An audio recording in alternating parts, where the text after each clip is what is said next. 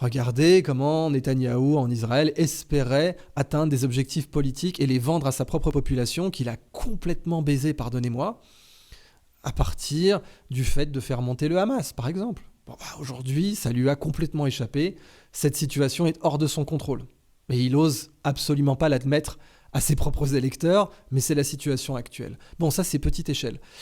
Un peu plus grand, vous aviez Napoléon III, l'impératrice Eugénie, qui pensait vraiment qu'une bonne guerre avec l'Allemagne permettrait de faire remonter la popularité de son époux.